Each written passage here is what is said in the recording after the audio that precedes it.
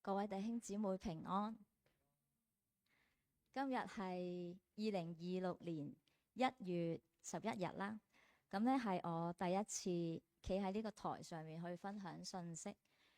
咁喺我哋見到我哋今日嘅主題係身份顯現、生命更新咁。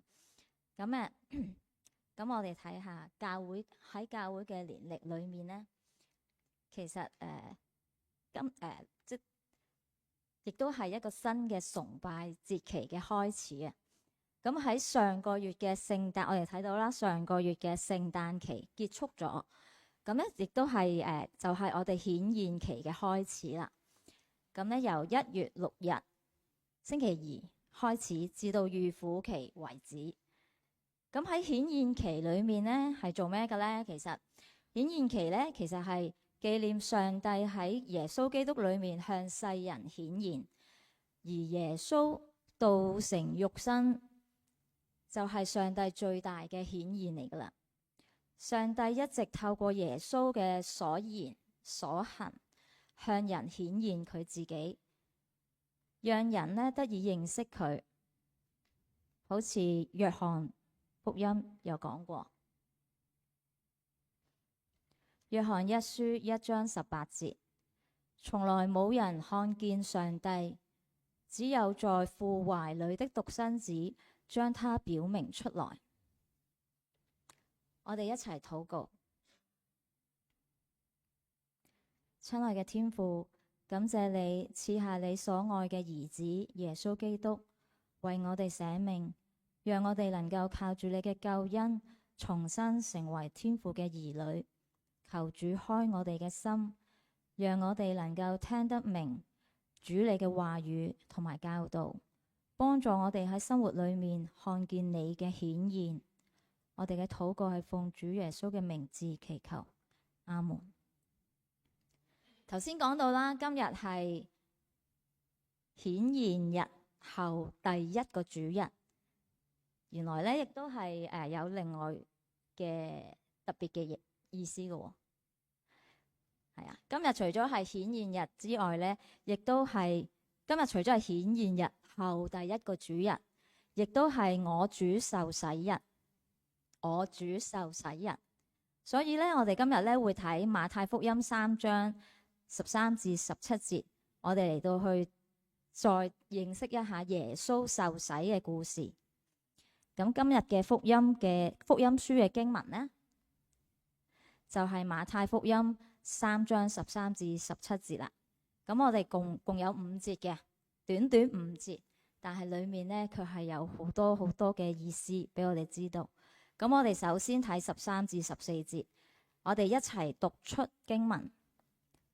當下耶穌從加利利來到約旦河，見了約翰，要受他的洗。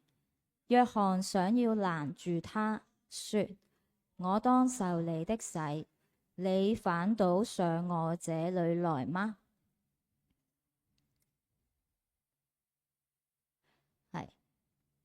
經文裏面呢講到耶穌呢，原來係由加利利嚟到要接受施洗約翰嘅洗禮。我哋睇一睇上文就會知道呢成件事嘅來龍去脈噶啦。咁我哋睇翻3章第1節，天國近了，你們應當悔改。去到第11節嘅時候呢，約翰又話：我係用水為你們施洗，叫你們悔改，但係那在我以後來的能力比我更大。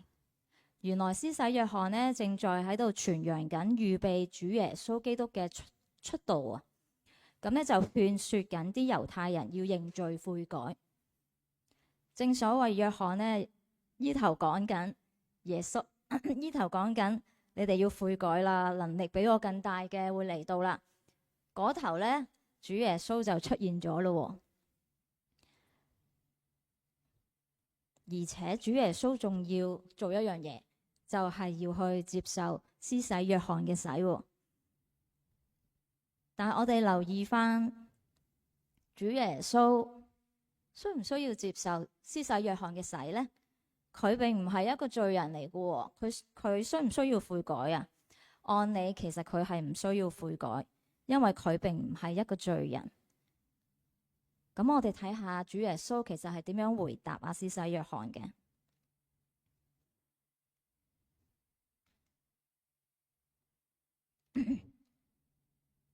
我哋一齊讀出第15節。耶穌回答說：你暫且許我，因為我們理當這樣盡諸般的義。於是約翰許了他。耶穌話：我哋應當盡諸般的義，即係話我哋應當履行一切嘅義，或者可以講係全部嘅禮。喺和修本裏面係咁講，意思呢就係應當去完成順服神所需要履行嘅一切。耶穌呢表明咗自己嘅來意啦。身為猶太人，其實佢並唔係嚟否定律法、否定猶太人，乃是要去成全、去完成、去成就律法。於是呢，約翰就聽從、順從耶穌嘅說話，去盡諸般嘅義，去為主耶穌施洗。咁我哋又即刻睇下主耶穌受洗之後呢，又發生咩事？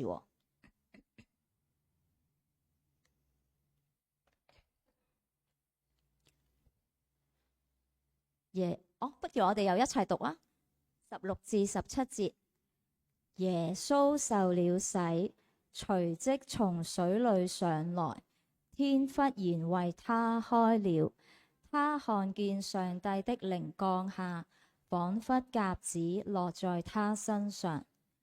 從天上有聲音說：這是我的愛子，我所喜悅的。我哋睇到呢，主耶穌佢喺水裏面上嚟嘅時候，天就忽然開了。有啲咩事發生呢？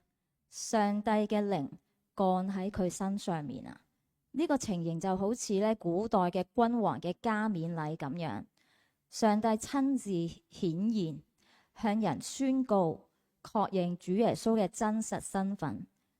佢就係嗰位擁有尊貴身份嘅上帝嘅愛子啊！耶穌嘅身份正式顯現喺人面前啊！呢個其實可以係事工嘅開幕典禮。受洗之後就係主耶穌救贖福音事工嘅開展啊！我哋又睇下教會年曆，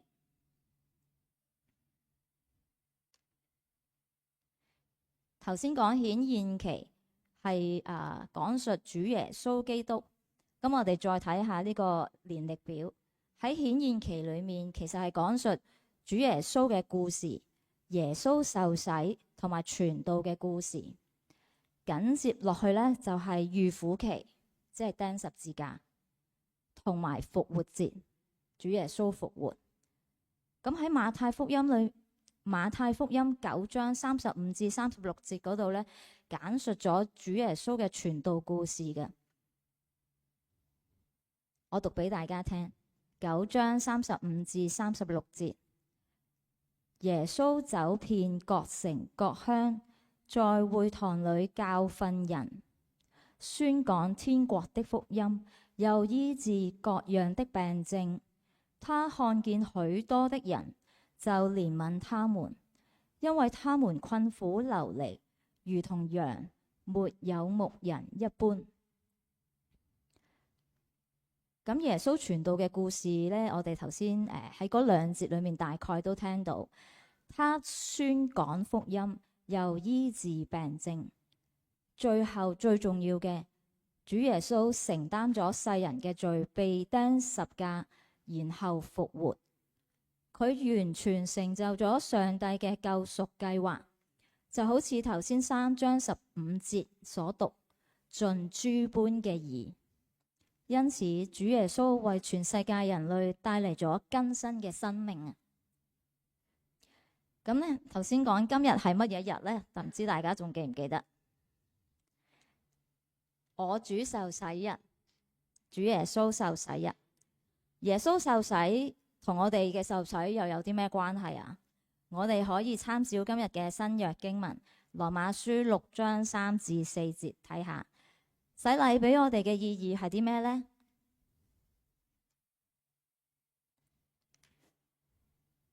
不如我哋大家又一齊讀下啦，3至4節。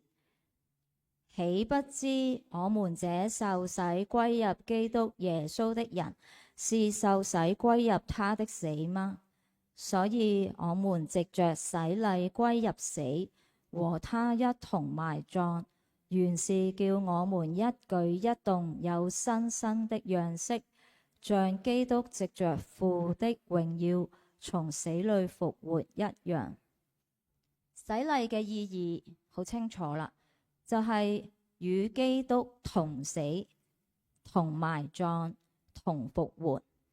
我哋藉住耶穌基督有新嘅身份啊！就係咩身份呢？上帝嘅子民，新造嘅人。因此咧，其實我哋嘅舊我啊，屬於世界嗰個舊我咧，已經死啦。而家咧變成屬於基督嘅新造嘅人，即係我哋嘅生命被更新噶啦。咁咧嚟緊咧，我就會去分享一下自己嘅一啲嘅見證啦。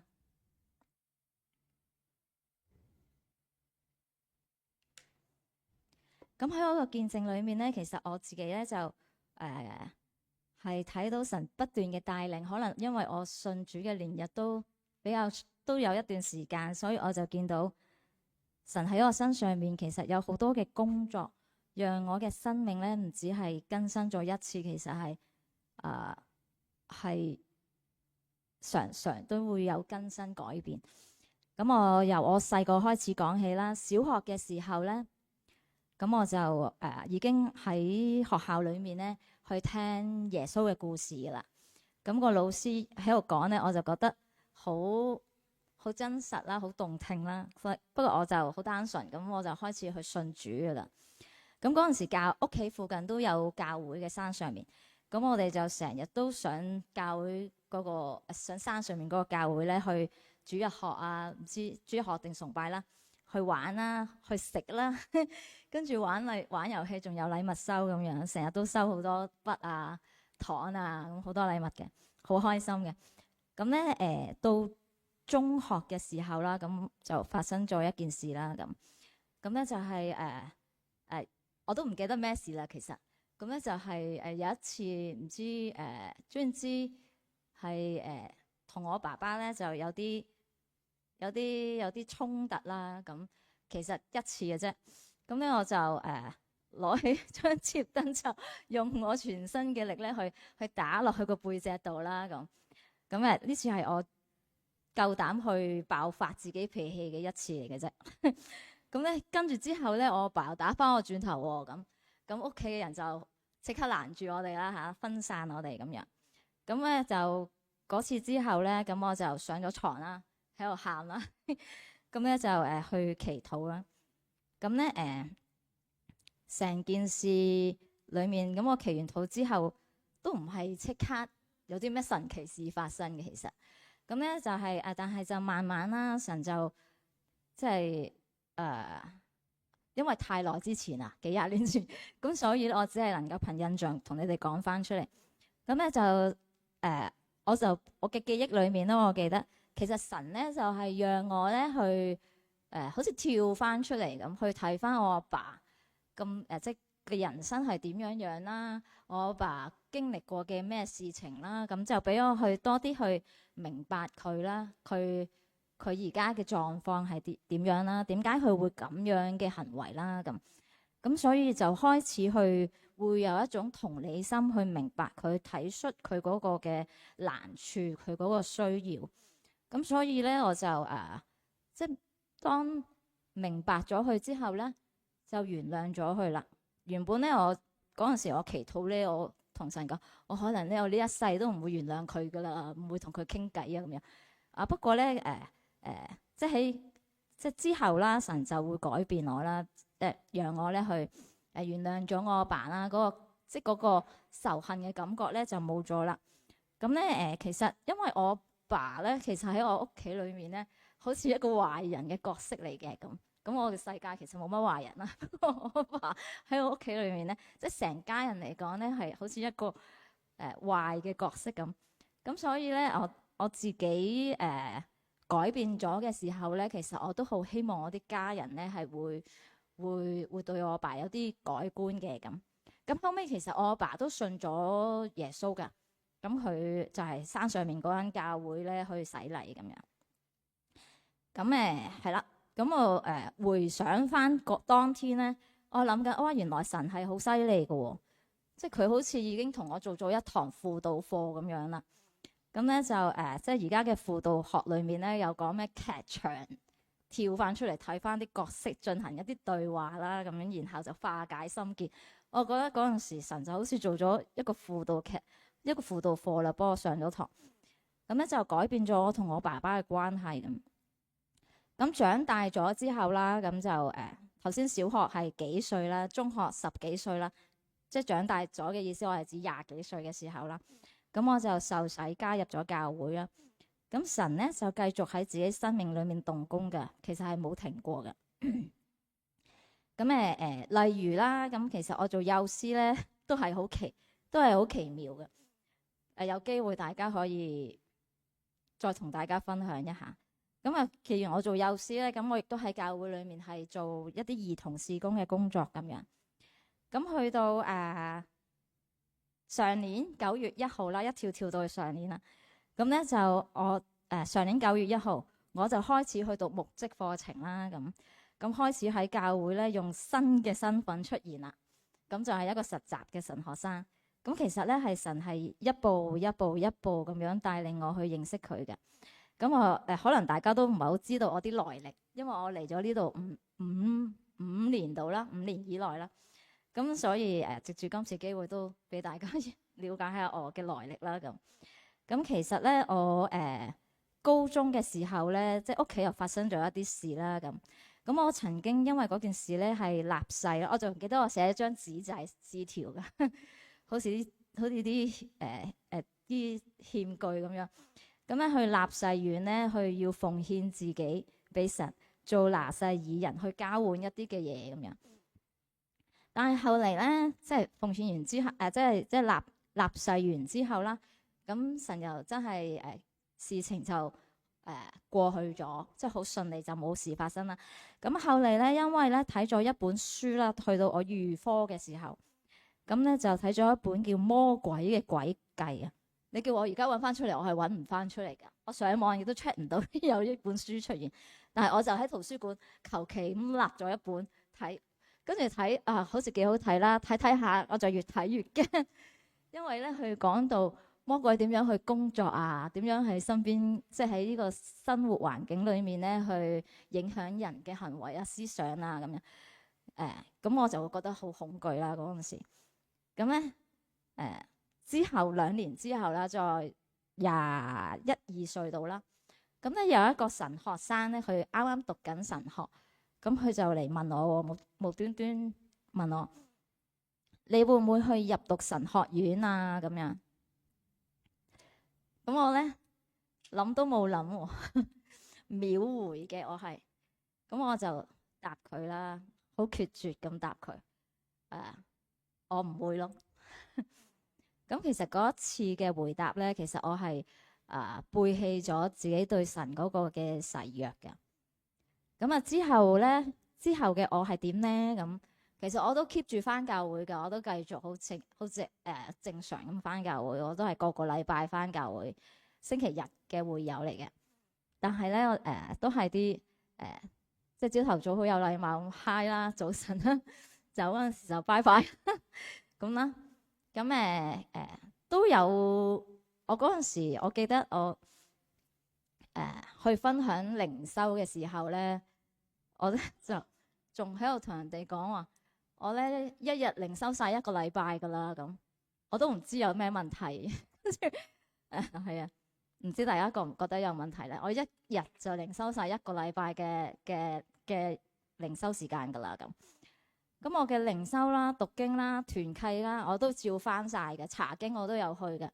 咁崇拜我都梗係有去㗎啦。不過咧，我就有陣時我都會聽唔入耳啦，會唔明啦，亦都會瞌眼瞓咧，亦都唔會話好特別，好想再了解多啲啦咁。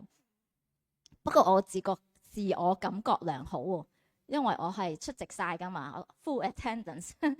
咁我就以為啦，我喺兒童事工裏面即係都有服侍㗎嘛，又有參加教會短宣㗎喎。咁咧其實可以代替自己嘅立願啫，即係之前曾經立願過要做奉獻俾神拿西爾人㗎嘛。咁我一直都好心安理得咁樣啦嚇，即係自己諗住係咁樣嘅計劃係咁啫。咁咧，但係直到5年前啦，咁喺教會裏面咧係夜晚黑嚟嘅呢個講座，咁我就參加咗佢嗰個呢個即係講座啦。呢個講座係講咩嘅咧？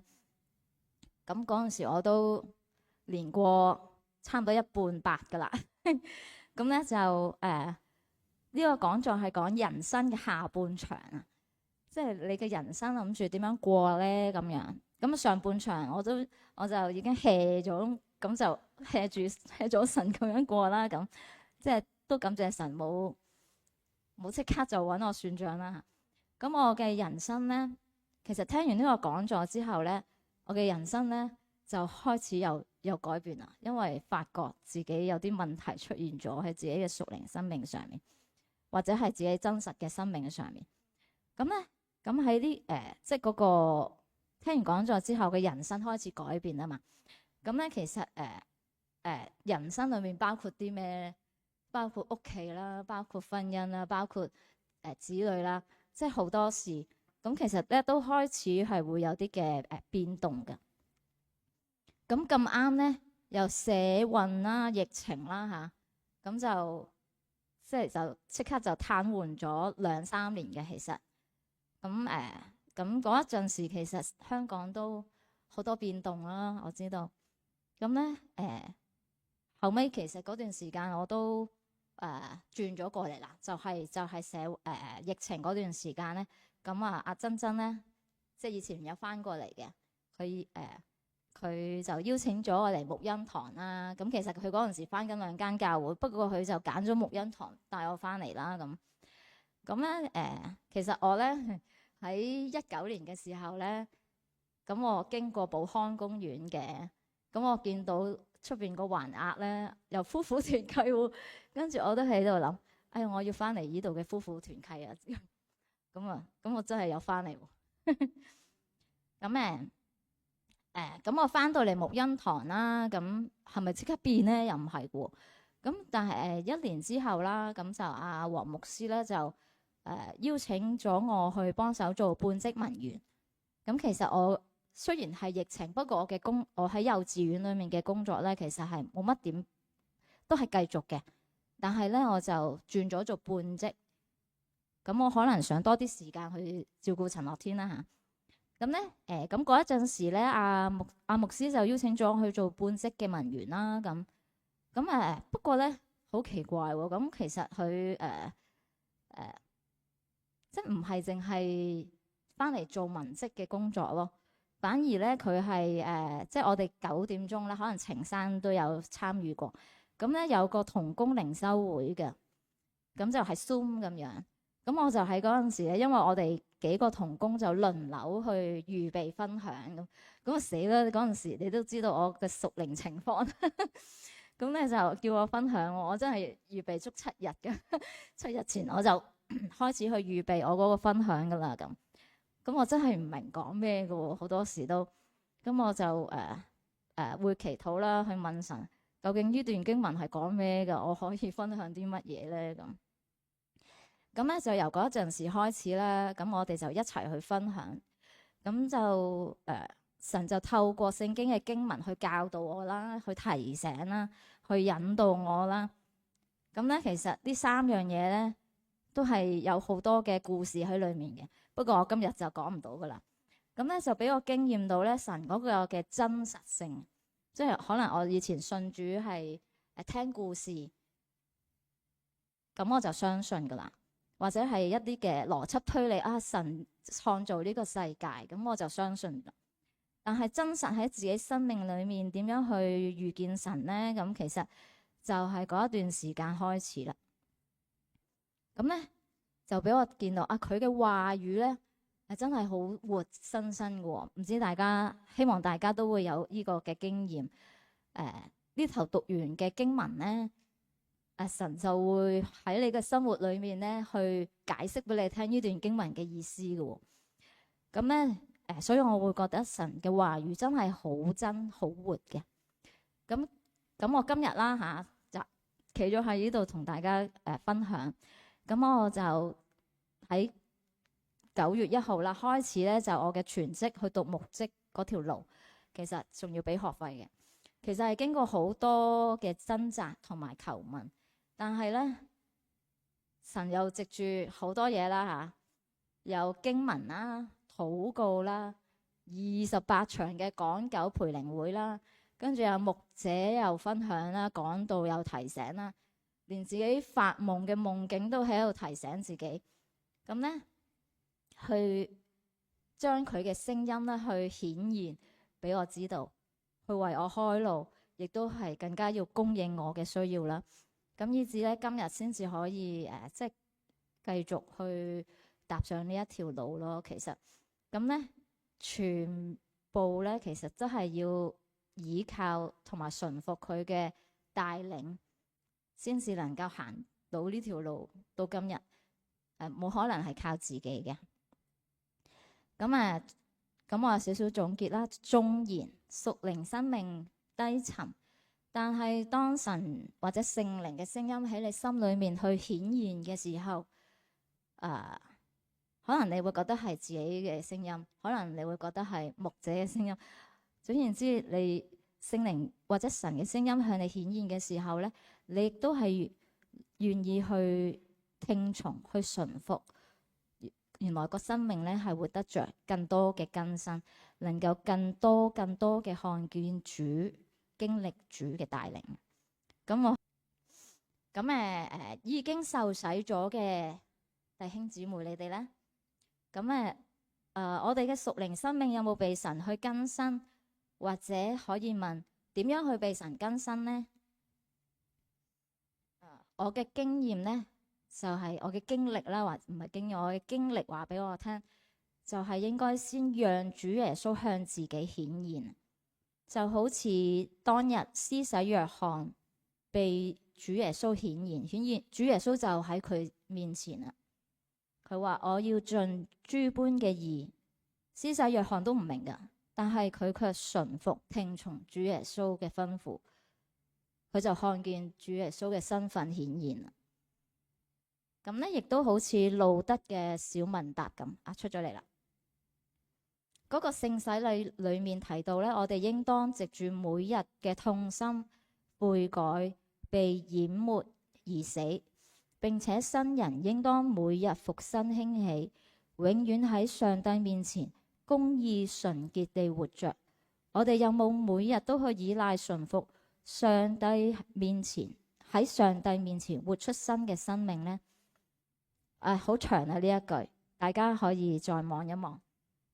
即總結咧，就係其實係不斷咁捨棄舊我，每日都喺上帝面前求主去更新自己嘅生命，換上佢嘅話語。其實呢一個咧係一生嘅功課嚟嘅，重點就係我哋每日都去親近主，讓主耶穌顯現喺自己嘅生活裏面。咁係差唔多到最後啦。咁喺呢個顯現期，我主受洗日呢一日裏面，都讓我哋去靜默片刻，我哋去觀看耶穌受洗嘅聖像畫。知唔知邊個就係主耶穌呢？喺水上面嗰個啦。咁撳住佢個頭嗰個就係施洗約翰啦。咁我哋咧觀看耶穌受洗嘅聖像畫，去思想上帝嘅愛子主耶穌基督，佢成為人嘅樣式嚟到我哋中間，向我哋顯現。甘願為我哋去承擔苦難，佢要賜俾我哋新嘅生命。我哋願唔願意每日都去依賴順服喺上帝面前，活出聖靈內住嘅新生命呢？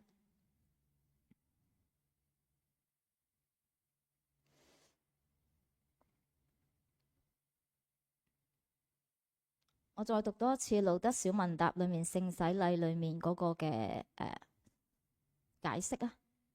我哋應當藉住每日嘅痛心悔改，被淹沒而死，並且新人應當每日復新興起，永遠在上帝面前公義純潔地活着。我哋有冇每日依賴順服，在上帝面前活出新嘅生命？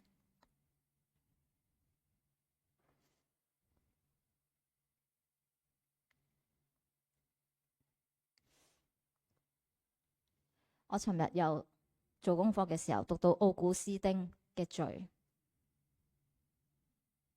佢就係每日嘅痛心悔改，被淹沒而死，讓上帝向佢顯現。當佢順服嘅時候，佢就能夠活出新嘅生命。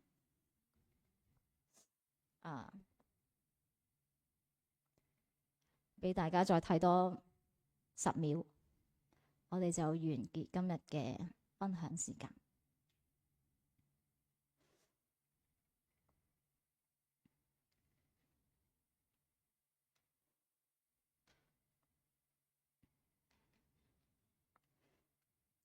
讓主耶穌喺我哋生命裏面顯現，學習去順服聽從。願意我哋都有呢個心去渴望看見神更奇妙嘅作為。感謝主。